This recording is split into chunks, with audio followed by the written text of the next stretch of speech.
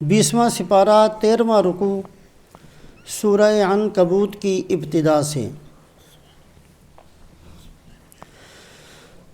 اعوذ باللہ من الشیطان الرجیم، بسم اللہ الرحمن الرحیم، الف لام میم، احسب الناس ان يتركوا ان يقولوا آمنا وهم لا يفتنون ولقد فتنا الذين من قبلهم فليعلمن الله الذين صدقوا وليعلمن الكاذبين ام حسب الذين يعملون السيئات ان يسبقونا ساء ما يحكمون من كان يرجو لقاء الله فإن أجل الله لآت وهو السميع العليم ومن جاهد فإنما يجاهد لنفسه إن الله لغني عن العالمين والذين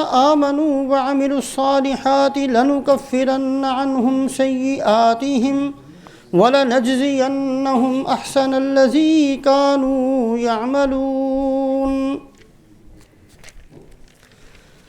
سورہ عنکبوت مکی صورت ہے، اور یہ بات پہلے بھی بیان ہوئی تھی کہ اللہ پاک نے 86 صورتیں مکہ مکرمہ کے اندر یعنی ہجرت سے پہلے نازل فرمائیں، اور 28 صورتیں مدنی صورتیں ہیں یعنی ہجرت کے بعد نازل ہوئیں۔ ان 86 صورتوں میں سے جو مکی صورتیں ہیں، سب سے پہلی صورت سورہ اقرأ بسم ربک الذی خلق، اور سب سے آخری صورت جو نازل ہوئی ہے وہ یہی صورت ہے جس کو آج پڑھا گیا۔ رسول پاک علیہ السلام جب ہجرت فرما رہے تھے، ہجرت سے پہلے آخری مکہ کے اندر نازل ہونے والی صورت سورہ عنکبوت ہے۔ جو صورت گزر چکی ہے سورہ قصص، یہ وہ صورت شریفہ ہے کہ آپ صلی اللہ علیہ وسلم نے ہجرت شروع فرما لی، مکہ مکرمہ چھوڑ دیا، مدینہ منورہ پہنچے نہیں تھے، راستے میں سورہ قصص نازل ہوئی۔ اس اعتبار سے آخری صورت تو سورہ عنکبوت ہے، راستے میں نازل ہونے والی سورہ قصص ہے۔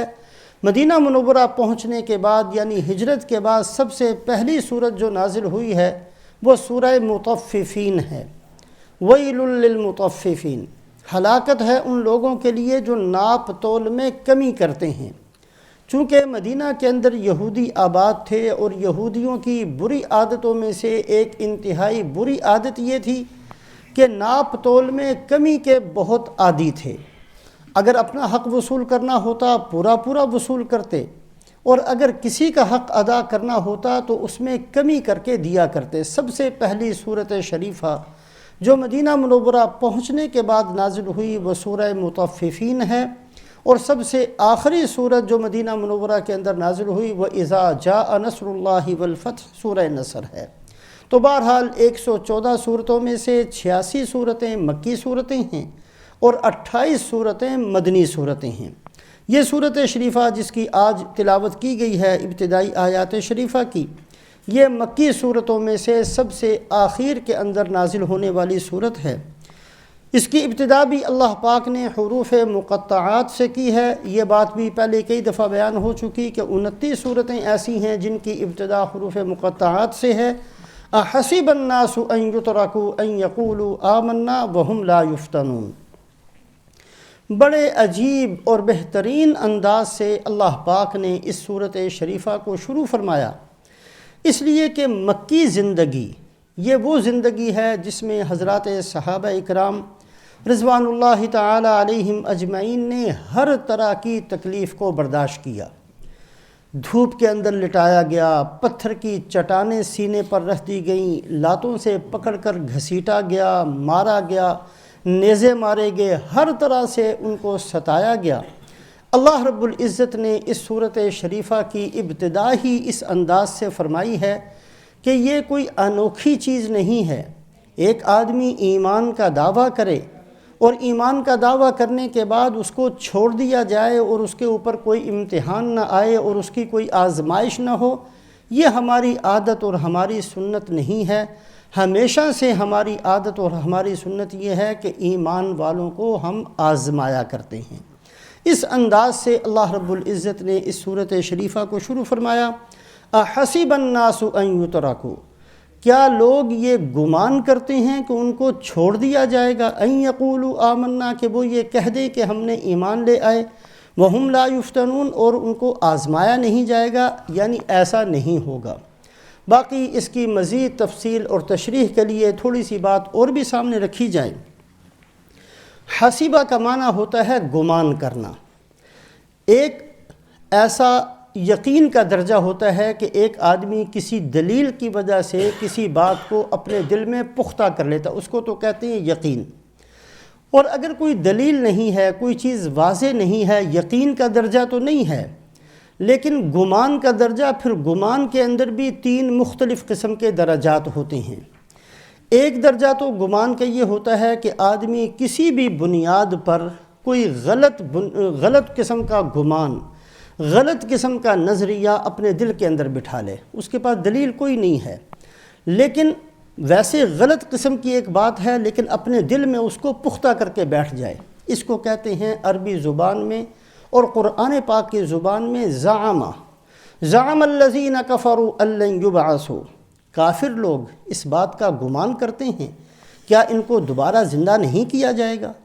یہ ایک انہوں نے خود بخود گھڑ لی تھی بات کہ جب ہم مر جائیں گے، اذا متنا وَكُنَّا تُرَابًا وَعِظَامًا أَإِنَّا لَمُبْعُوثُونَ، جب مر جائیں گے، مٹی بن جائیں گے، یہ کیسے ممکن ہے کہ ہمیں ان ذرات سے دوبارہ اکٹھا کر کے زندہ کر دیا جائے؟ یہ نہیں ہوگا۔ یہ گمان تھا، لیکن اس گمان کو، غلط قسم کے گمان کو انہوں نے اپنے دل کے اندر بٹھا لیا۔ ایسا گمان جو باطل ہو، جو غلط ہو، جو حدیث اور قرآن کے خلاف ہو، ایسے گمان کے لیے عربی زبان میں اور قرآن پاک کے اندر زعم کا لفظ استعمال ہوا، زعم الذین کفروا ان لن یبعثوا، قل یا ایھا الذین ھادوا ان زعمتم انکم اولیاء للہ من دون الناس فتمنوا الموت ان کنتم صادقین۔ اے محمد صلی اللہ علیہ وسلم، آپ ان یہودیوں سے فرما دیجئے اگر تمہارا گمان یہ ہے کہ تم اللہ کے بڑے پسندیدہ اور محبوب ہو، اس لیے کہ یہود اس بات کے اندر بڑے پختہ تھے، یقین کے درجے میں سمجھ لیا تھا، نحن ابناء اللہ و احباؤ، ہم اللہ کے محبوب ہیں، اللہ کے بیٹے ہیں، اللہ کے لاڈلے ہیں، پسندیدہ ہیں۔ یہ گمان تھا جو یہود نے اپنے دلوں میں بٹھا لیا تھا۔ اے محمد صلی اللہ علیہ وسلم، آپ ان سے فرما دیجئے اگر تمہارا گمان یہ ہے کہ تم اللہ کے محبوب بندے ہو، فتمنوا الموت ان کنتم صادقین، تو پھر یہ کرو کہ موت کی تمنا کرو، موت کی دعا مانگو، اس لیے کہ موت ہی ایک ایسی چیز ہے جو تمہیں اللہ تک پہنچانے والی ہے۔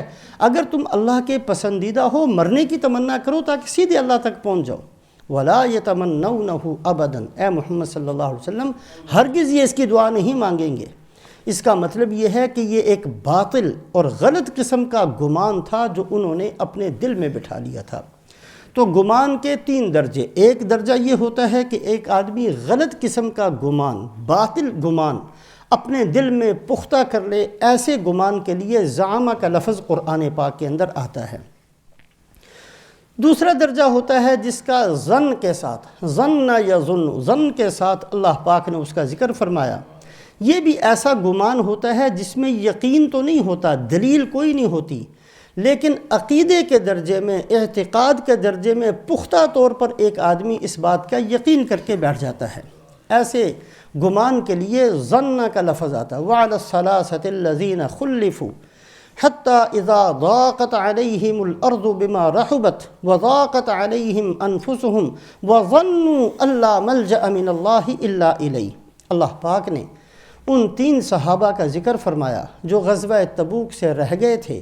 رسول پاک علیہ السلام نے حکم فرما دیا کہ کسی کو بھی ان سے سلام اور کلام کرنے کی اجازت نہیں ہے۔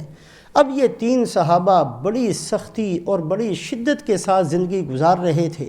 فرماتے ہیں زمین ہم پر تنگ ہو گئی، ہم سے کوئی سلام نہیں کرتا، بیویوں نے بولنا چھوڑ دیا، بھائیوں نے بولنا چھوڑ دیا، زمین ہم پر تنگ ہوگی۔ وَظَنُّوا أَن لَّا مَلْجَأَ مِنَ اللَّهِ إِلَّا إِلَيْهِ، اب ان کو یہ پختہ یقین ہو گیا، گمان ہو گیا کہ اب ہمارے لیے کوئی ٹھکانہ نہیں ہے۔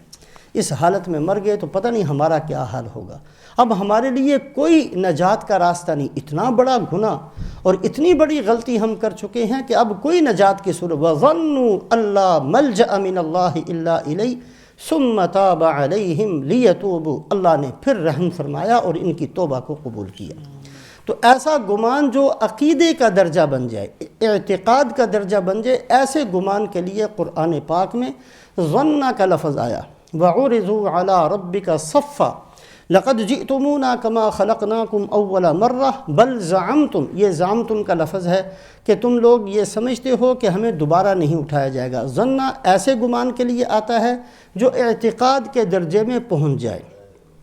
یہود کے بارے میں سورہ حشر کے اندر اللہ پاک فرماتے ہیں هُوَ الَّذِي أَخْرَجَ الَّذِينَ كَفَرُوا مِنْ أَهْلِ الْكِتَابِ مِنْ دِيَارِهِمْ لِأَوَّلِ الْحَشْرِ وَظَنُّوا أَنَّهُمْ مَانِعَتُهُمْ حُصُونُهُمْ مِنَ اللَّهِ فَأَتَاهُمُ اللَّهُ مِنْ حَيْثُ لَمْ يَحْتَسِبُوا۔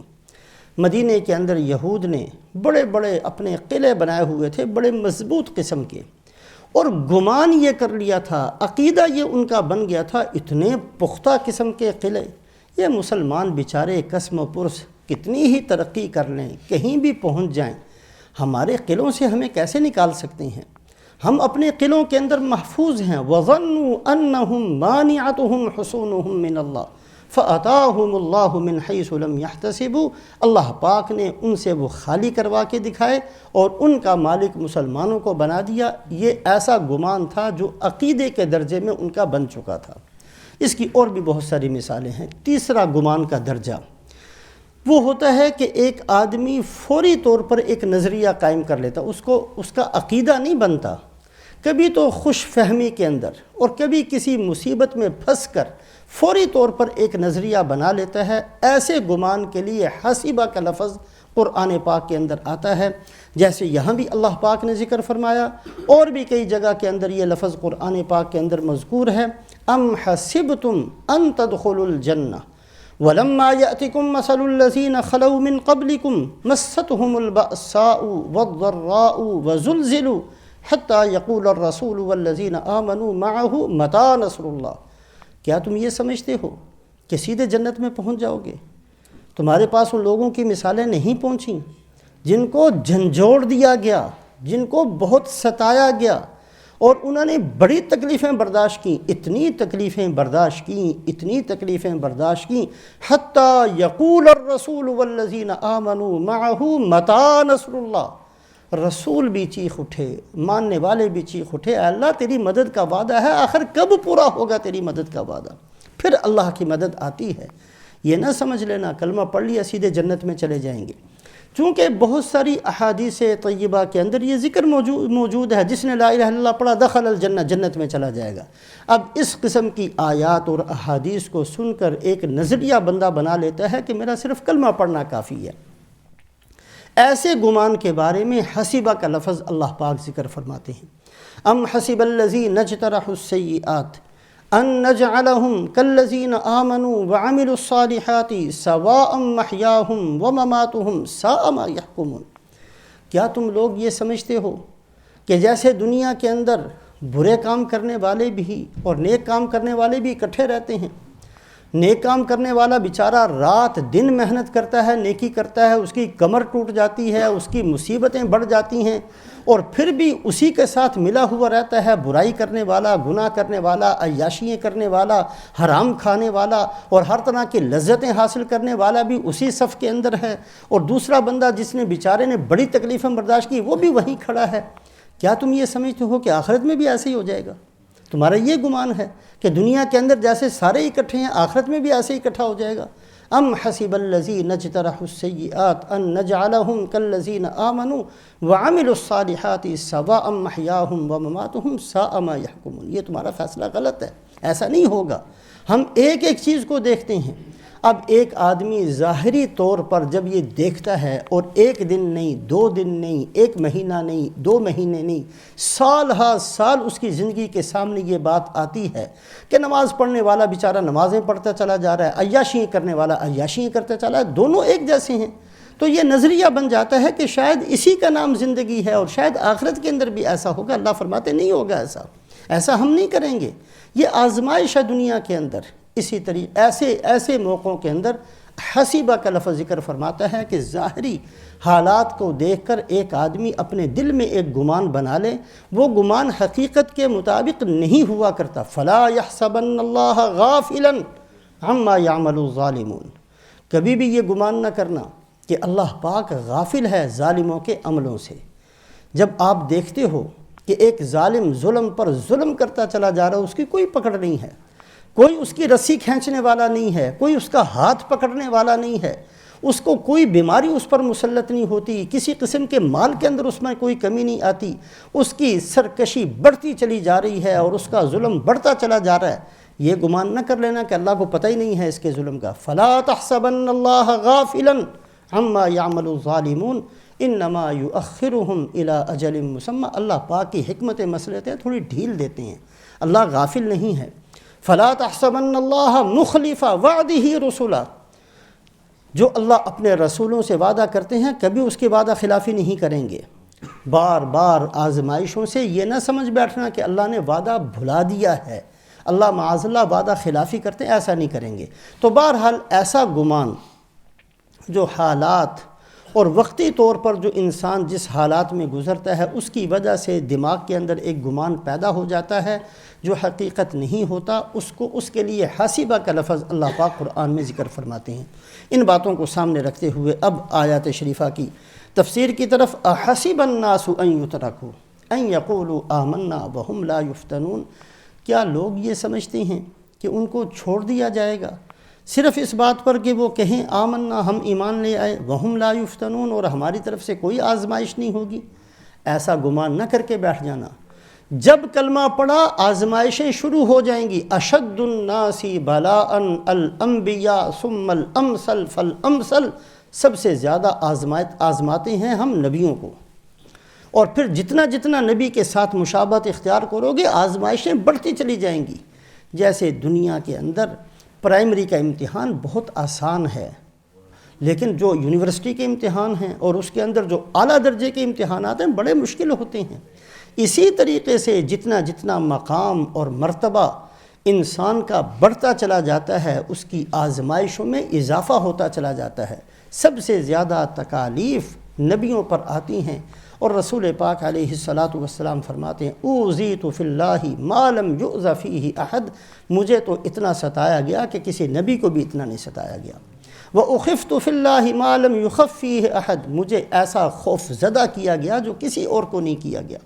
سارے نبیوں کی تکالیف ایک طرف، سرکار دو عالم حضرت محمد صلی اللہ علیہ وسلم کا مقام اور مرتبہ چونکہ سب سے اونچا، سب سے زیادہ تکالیف کا تحمل حضرت محمد صلی اللہ علیہ وسلم نے فرمایا۔ پھر جتنا جتنا نبی کے ساتھ مشابہت ہوگی اتنا سخت امتحان اس کا دنیا کے اندر لیا جائے گا۔ احسب الناس ان یترکوا ان یقولوا آمنا وہم لا یفتنون، کیا یہ گمان کر لیا ہے ان لوگوں نے کہ ان کو چھوڑ دیا جائے گا جب انہوں نے یہ کہا کہ ہم ایمان لے آئے، وہم لا یفتنون، اور ان کی آزمائش نہیں ہوگی۔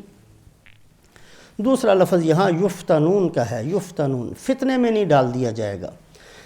اس کی تفصیل بھی تھوڑی سی سامنے رکھی جائے۔ فتنے کا لفظ قرآن پاک میں بہت کثرت سے استعمال ہوا ہے۔ فتنہ یفتنو کا معنی ہوتا ہے سونے کو آگ میں ڈال دینا تاکہ اس کا خالص ہونا معلوم ہو جائے اور تاکہ اس کی ملاوٹ الگ ہو جائے۔ سونے کو جو آگ میں ڈالتے ہیں اس کی دو وجہ ہوتی ہیں۔ ایک تو اس لیے ڈالتے ہیں کہ سونا ہی ایک ایسی دھات ہے کہ آگ میں ڈال دیے جانے کے بعد بھی وہ کالا نہیں ہوتا، اس کا رنگ نہیں بدلتا۔ باقی ہر دھات جب آگ میں ڈال دی جائے گی اس کا رنگ تبدیل ہو جائے گا، سونے کا رنگ وہی رہے گا جو پہلے ہے۔ دوسرا، سونے کو آگ میں اس لیے پگھلایا جاتا ہے کہ اس میں جو کھوٹ ہے وہ کھوٹ الگ ہو جائے اور سونا الگ ہو جائے اور سونا خالص ہو کر ایک طرف کو اکٹھا ہو جائے، اس لیے اس کو آگ میں ڈالا جاتا ہے۔ فتنہ یفتنو کا یہ معنی ہے، اور اللہ پاک نے اس لفظ کو بہت کثرت سے قرآن پاک میں استعمال کیا۔ اس کا مطلب یہ ہے کہ ہر ایمان والے کو فتنے میں، آزمائش میں ڈالا جائے گا، اور یہ فتنہ اور آزمائش ایک دن، 2 دن، 1 مہینہ، 2 مہینے کے لیے نہیں ہوگی، بلکہ جب سے ایمان میں داخلہ ہوا اس وقت سے لے کر آخری سانس تک ہر بندے کی آزمائش ہے۔ خواہ وہ چھوٹا مسلمان ہو یا بڑے درجے کا مسلمان ہو۔ اب یہ ہر بندے کی اپنی ذمہ داری ہے کہ اس آزمائش کے اندر متوجہ اور متنبہ رہ کر زندگی گزارے۔ جیسے امتحان دینے والا طالب علم کبھی بھی غافل نہیں ہوا کرتا، بلکہ سمجھتا ہے کہ کہیں ایسا نہ ہو کہ فلاں غلطی کی وجہ سے میرے نمبر کٹ جائیں اور فلاں غلطی کی وجہ سے میں امتحان میں ناکام ہو جاؤں۔ میں نے امتحان میں اچھی پوزیشن حاصل کرنی ہے، میں نے کوئی غلطی نہیں کرنی۔ متنبہ رہتا ہے، متوجہ رہتا ہے، ساری باتوں کو سامنے رکھتا ہے، پڑھا ہوا یاد رکھتا ہے، لکھنے کے اندر احتیاط کرتا ہے، بولنے کے اندر احتیاط کرتا ہے۔ بالکل اسی طریقے سے ایک ایمان والے کی ذمہ داری ہے کہ جب تک اس کا خاتمہ ایمان پر نہیں ہو جاتا اور لا الہ الا اللہ پڑھ کر اس کی زندگی کا اختتام نہیں ہو جاتا، وہ یہ سمجھتا رہے کہ میں امتحان کے اندر بیٹھا ہوں، میرا امتحان ختم نہیں ہوا۔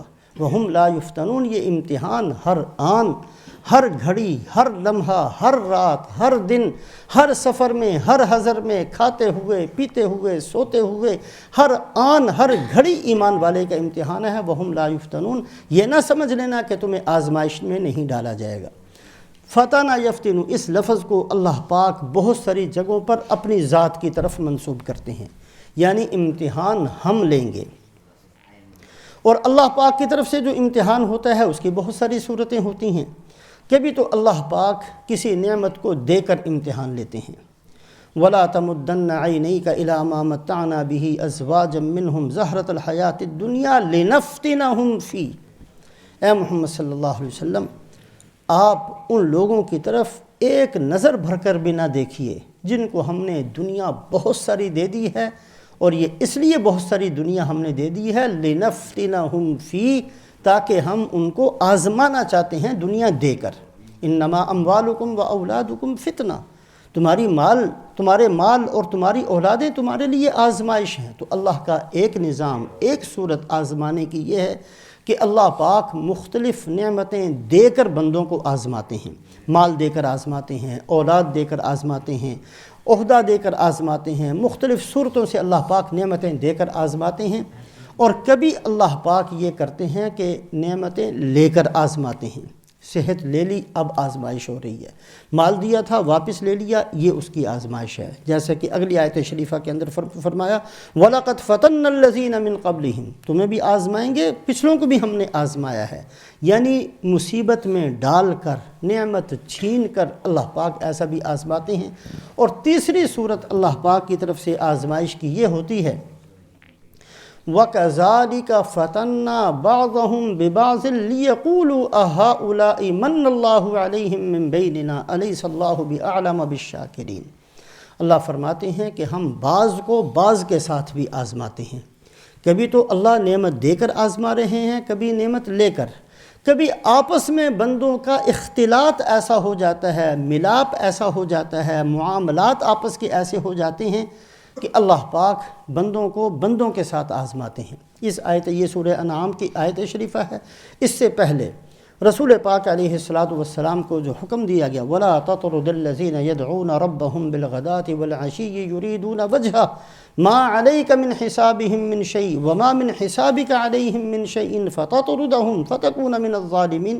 یہ آیت شریفہ اس موقع پر نازل ہوئی، سرکار دو عالم حضرت محمد صلی اللہ علیہ وسلم نے رؤساء مکہ، مکے کے سرداروں کے مطالبے پر، مکے کے سرداروں نے مطالبہ کیا اے محمد صلی اللہ علیہ وسلم ہم آپ کی بات سنتے ہیں، ہو سکتا ہے مان بھی لیں، لیکن ہماری شرط یہ ہے کہ یہ جو کنگال، فقیر، قسم پرس قسم کے بندے آپ کے ارد گرد اکٹھے ہو گئے ہیں، ان کو ہٹا دیں، ان کو اپنی مجلس سے اٹھا دیجئے۔ ہماری شان کے خلاف ہے کہ ہم ان نکمے اور ان قسم پرس بندوں کے سامنے اور ان کنگال بندوں کے سامنے آپ کے ساتھ میں ہماری سرداری کے خلاف ہے، بڑے لوگ ہیں ہم، ہمارے لیے ایسی مجلس کا انعقاد کیجئے جس میں صرف سردار بیٹھے ہوں، یہ بلال جیسے اور یہ صہیب جیسے اور اس طرح کے غریب قسم کے لوگ اس مجلس میں نہ ہوں۔ سرکار دو عالم حضرت محمد صلی اللہ علیہ وسلم چونکہ رحمت للعالمین ہیں، حریص تھے کہ شاید یہ لوگ کسی طریقے سے اسلام میں داخل ہو جائیں، یہ اپنے گھر کے بندے ہیں، ان کو میں پھر اپنے پاس بلا کر اپنے سے قریب کر لوں گا۔ وقتی طور پر رسول پاک علیہ السلام نے ارادہ بھی فرمایا اور اس پر عمل بھی فرمایا کہ مجلس سے ان سارے قسم پرس اور کنگال صحابہ کو اٹھا دیا۔ اس پر یہ آیت شریفہ نازل ہوئی۔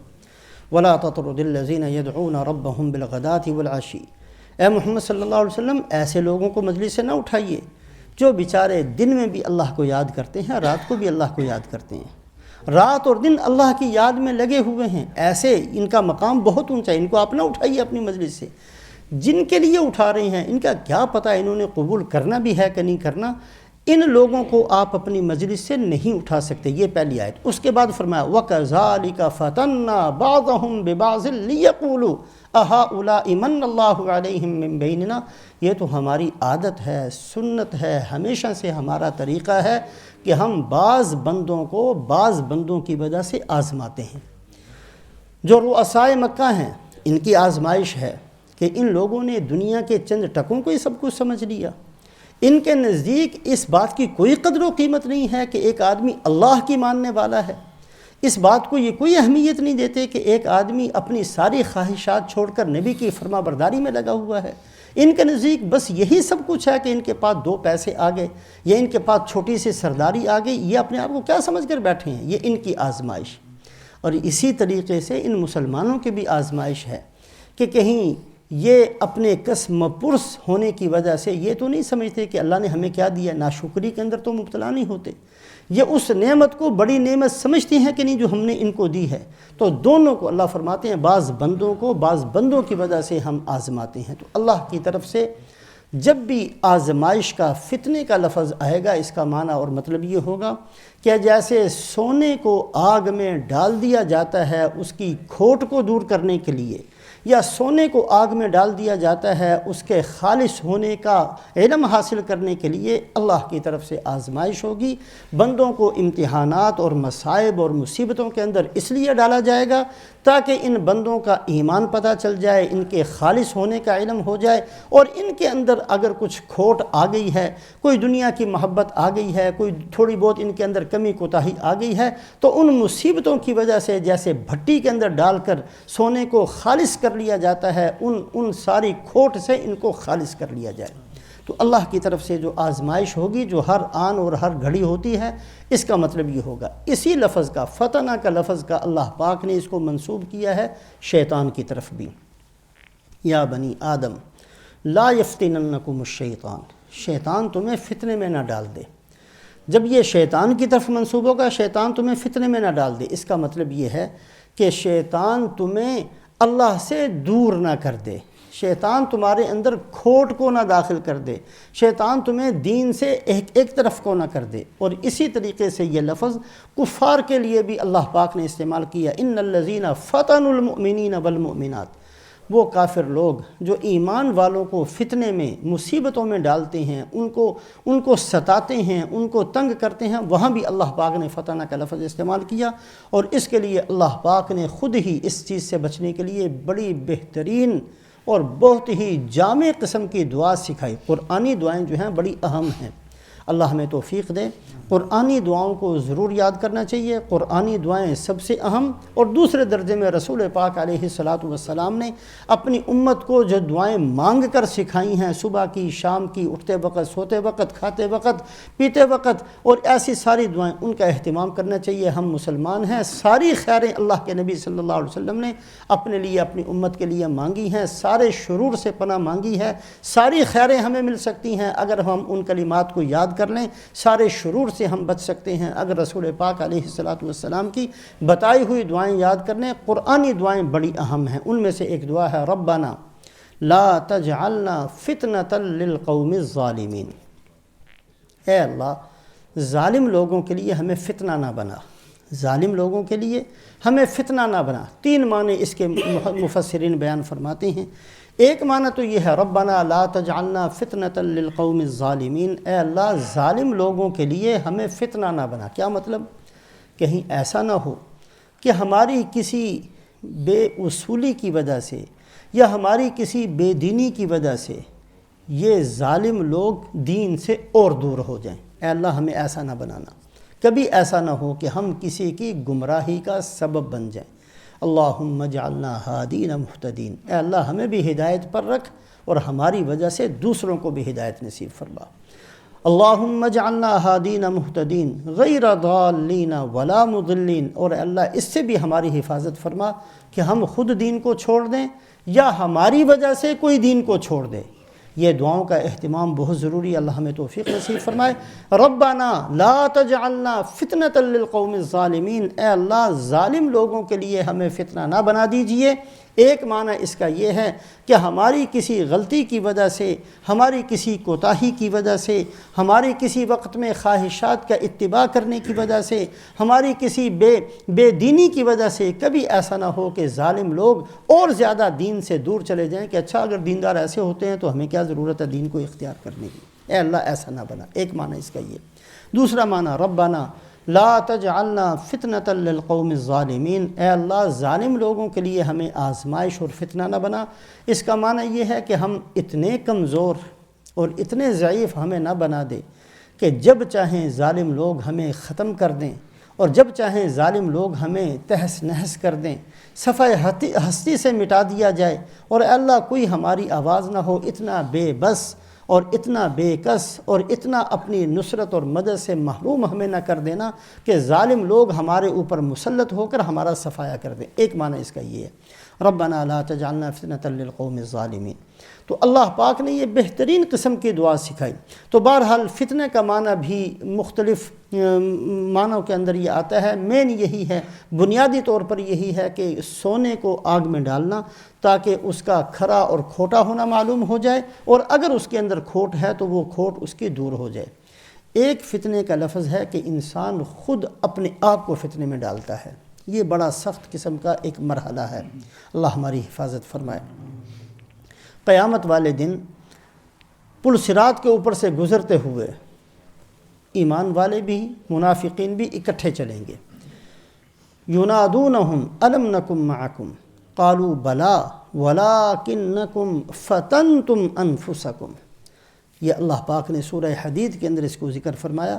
تو منافقین ایمان والوں سے کہیں گے او بھائی دنیا میں ہم تمہارے ساتھ تھے، تمہارے ساتھ اٹھتے تھے، تمہارے ساتھ بیٹھتے تھے، تمہارے ساتھ مسجد میں جاتے تھے، تمہارے ساتھ سارے کام کرتے تھے، اب تم اس پل صراط کے اوپر سے گزر جاؤ گے اور ہمیں اندھیرے میں چھوڑ کر کہاں چلے جا رہے ہو؟ الم نکم معکم، کیا ہم تمہارے ساتھ نہیں تھے؟ تو ایمان والے کہیں گے بلا ولکنکم فتنتم انفسکم، تم تھے تو ہمارے ساتھ لیکن تم نے خود اپنے آپ کو فتنوں میں ڈال دیا۔ یقین ہی نہیں تھا اللہ کے نبی کی کسی بات پر، یقین ہی نہیں تھا اللہ پاک کی کسی بات پر، کسی وعدے پر۔ ایسے زندگی کہا تو ہم ایمان والے ہیں لیکن زندگی ایسی گزاری جس میں کوئی بھی ایمان کی چیز نہیں تھی۔ ایسے دعوے کو کیا کرنا ہے؟ ہم ایمان والے ایمان والے ایمان والے، لیکن رات بھی ایسی نہ ہو جو ایمان والوں کی ہوتی ہے، دن بھی ایسا نہ ہو جو ایمان والوں کا ہوتا ہے، کاروبار بھی ایسا نہ ہو جو ایمان والوں کا ہونا چاہیے، میل ملاپ بھی ایسا نہ ہو جو ایمان والوں کا ہونا چاہیے، کوئی چیز بھی زندگی کی ایسی نہیں جو ایمان والے۔ یہ کیسا دعویٰ تھا؟ ینادونہم الم نکم معکم قالوا بلا ولکنکم فتنتم انفسکم وتربصتم وارتبتم وغرتکم الامانی حتی جاء امر اللہ وغرکم باللہ الغرور، تم نے اپنے آپ کو مصیبت میں ڈالے رکھا، فتنے میں ڈالے رکھا، یقین کرنے کے لیے تیار نہیں تھے، آمادہ ہی نہیں تھے دین کی بات سننے کے لیے، اور تم اسی تذبذب کے اندر رہے، پتہ نہیں یہ باتیں ہیں بھی کہ نہیں ہیں، یہ جو کہا جا رہا ہے پتہ نہیں صحیح بھی ہیں کہ نہیں۔ ایمان کا دعویٰ بھی تھا لیکن یقین کسی چیز پر نہیں تھا، جنت ہے بھی کہ نہیں ہے، جہنم ہے بھی کہ نہیں ہے۔ وَتَرَبَّصْتُمْ وَارْتَبْتُمْ، شک کے اندر مبتلا رہے، وَغَرَّتْكُمُ الْأَمَانِي، خواہشات اور تمناؤں کے اندر زندگی گزار کر آئے ہو، کلمہ پڑھ لیا سیدھے جنت میں چلے جائیں گے، یہ تمہارے گناہ تھے جس کی وجہ سے آج تم ہمارے ساتھ نہیں رہ سکتے۔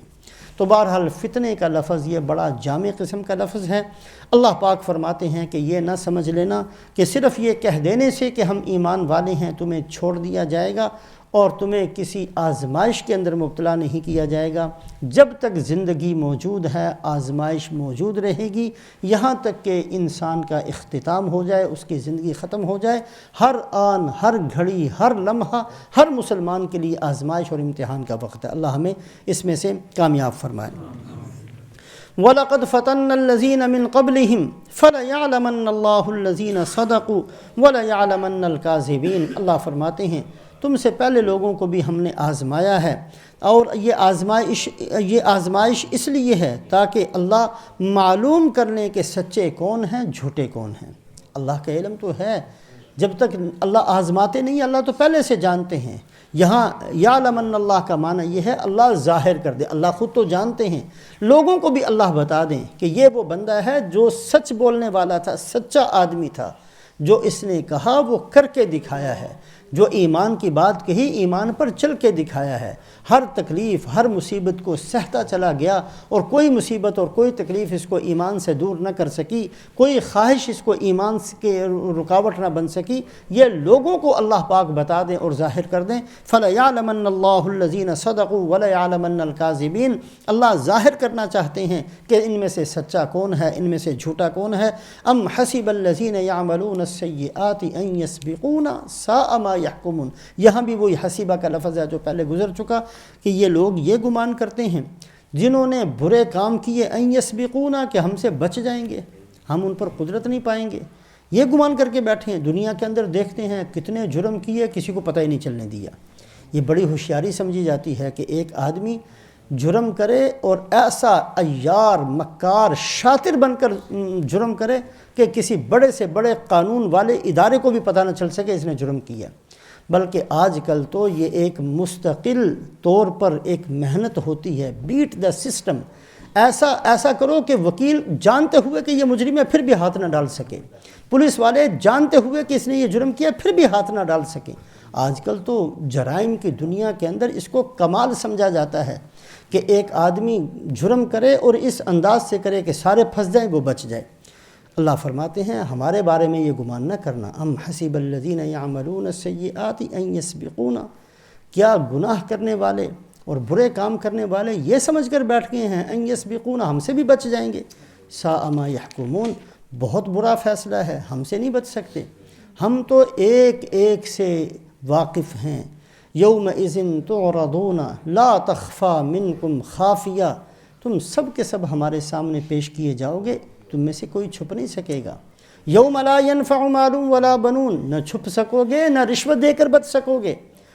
یہ دن ایسا دن ہے، نہ بیٹے کام آئیں گے نہ مال کام آئے گا، یہ تو بڑا سخت دن ہے۔ اللہ پاک اپنے فضل کا معاملہ فرمائے، اگر تم یہ سمجھ کر بیٹھے ہو کہ دنیا میں جیسے جرائم کرتے ہوئے اپنے جرموں کو چھپا لیا کرتے تھے، یا اس انداز سے جرم کرتے تھے اور گناہ کرتے تھے کہ کسی کو پتہ نہ چل سکے، اور پتہ چل بھی جائے تو کوئی ہمارے اوپر ہاتھ نہ ڈال سکے، ہمارے بارے میں یہ اگر گمان ہے تو بہت برا فیصلہ ہے۔ من کان یرجو لقاء اللہ فإن اجل اللہ لآت، جو آدمی اللہ کی ملاقات کا امیدوار ہے، فإن اجل اللہ لآت، تو وہ اس بات کو جان لے کہ اللہ کی ملاقات آن پہنچی، ان قریب اللہ کی ملاقات ہونے والی ہے۔ ایک مسلمان کے لیے سب سے بہترین اور سب سے مزیدار اور سب سے کامیابی والا دن وہ دن ہے جس دن اس مسلمان کی اللہ سے ملاقات ہونی ہے، اور ایک کافر کے لیے سب سے بدترین دن، سب سے بڑی مصیبت والا دن، ایسا دن جو اس کی ہر لذت کو اس سے دور کر دے گا، ایسا دن جو ہر مصیبت کے اندر اس کو پھنسا دے گا، یہ دن بھی وہ دن ہے جس دن اس کی اللہ سے ملاقات ہونی ہے۔ رسول پاک علیہ السلام کی دعاؤں میں سے ایک بہترین دعا ہے، وَآتِنِي تَشَوُّقًا إِلَىٰ لِقَائِكَ، اے اللہ مجھے شوق نصیب فرما اس دن کا جس دن آپ سے ملاقات ہونی ہے۔ یہ شوق ہمیں ہو کہ اے اللہ وہ دن کب آئے گا جس دن میری آپ سے ملاقات ہوگی، اس کا شوق مسلمان کے دل میں ہے۔ یہ اللہ کے نبی نے دعا مانگی ہے، ہمیں بھی اس کا اہتمام کرنا چاہیے۔ اور ایک اور دعا رسول پاک علیہ السلام نے مانگی، وَاجْعَلْ خَيْرَ أَيَّامِي يَوْمَ أَلْقَاكَ فِيهِ، اے اللہ میرے جتنے دن ہیں، خواہ وہ دنیاوی زندگی کے دن ہوں یا آخرت کی زندگی کے دن ہو، ان تمام دنوں میں سب سے بہتر دن میرا وہ دن بنا دے جس دن میں نے آپ سے ملاقات کرنی ہے۔ سب سے بہتر دن میرا وہ ہو جس دن میری آپ سے ملاقات ہوگی۔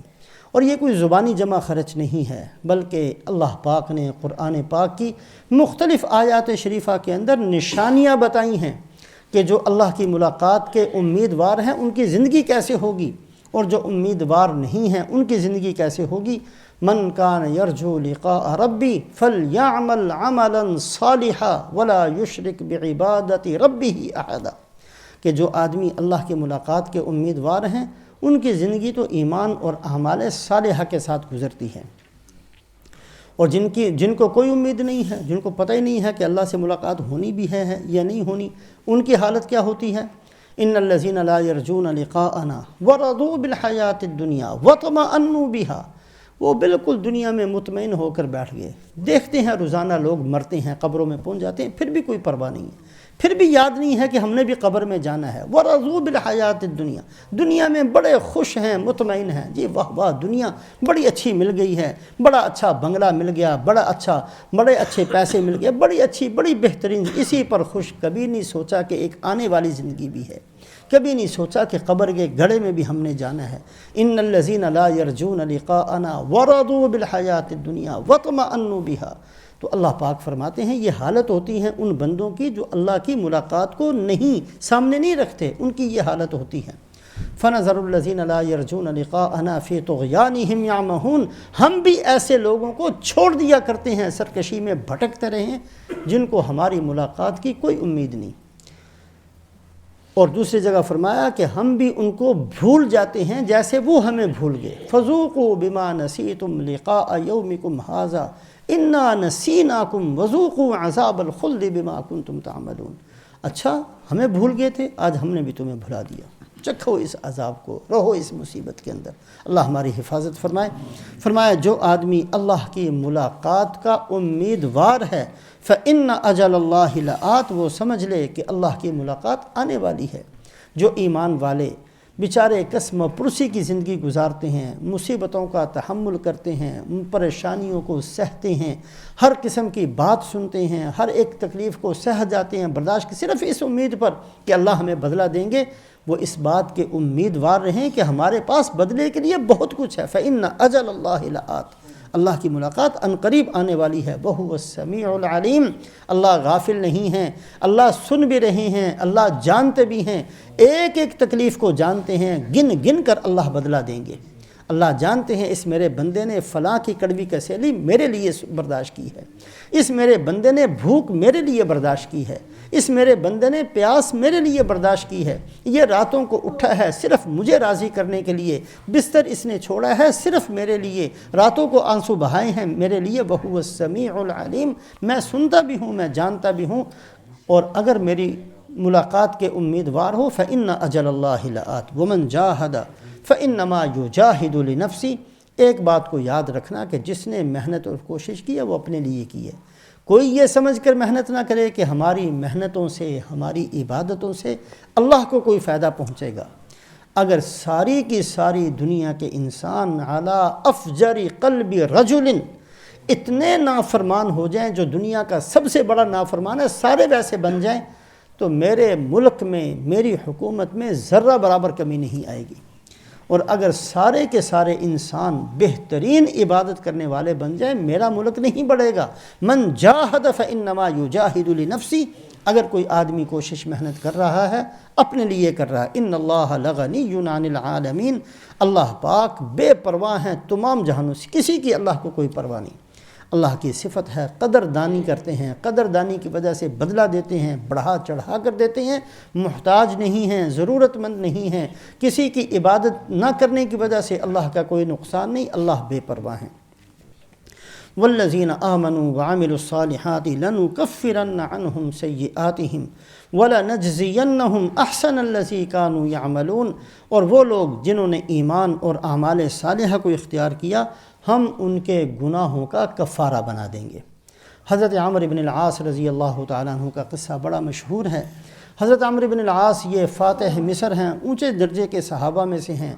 ارشاد فرماتے ہیں کہ میں رسول پاک علیہ الصلاۃ کی خدمت میں حاضر ہوا اور میں نے کہا یا رسول اللہ صلی اللہ علیہ وسلم ہاتھ بڑھائیے، میں بیعت کرنا چاہتا ہوں۔ آپ نے ہاتھ بڑھا دیے۔ فرمایا جب آپ نے ہاتھ بڑھایا میں نے اپنا ہاتھ پیچھے کر لیا۔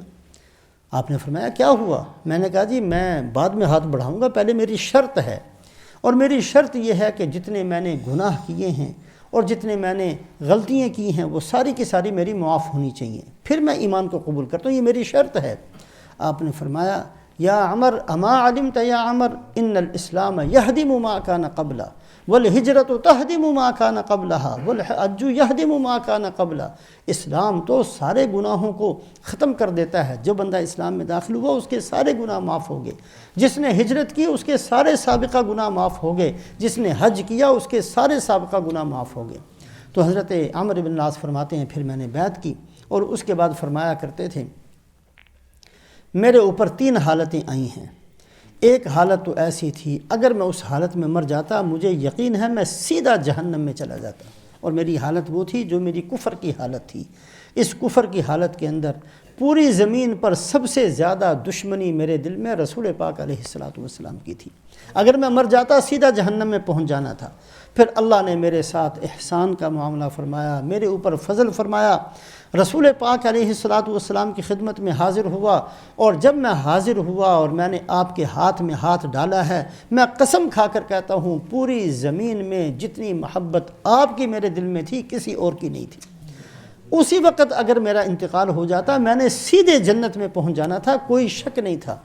اور تیسری حالت یہ کہ آپ ہمیں چھوڑ کر چلے گئے, پھر دنیا آئی اور چلی گئی. دنیا کے بہت سارے فاتح مصر ہیں, بہت سارے خزانے ہمارے پاس آئے, پھر مجھے کوئی پتہ نہیں کہ میرا حشر کن میں ہوتا ہے. اور اس پر وہ خوف زدہ رہا کرتے تھے حضرت عمرو بن العاص رضی اللہ تعالیٰ. تو بہرحال جو ایمان اور اعمال صالحہ کو اختیار کرے, فرمایا لنکفرن عنہم سیئاتہم, اس کے تمام گناہوں کا ہم کفارہ کر دیں گے.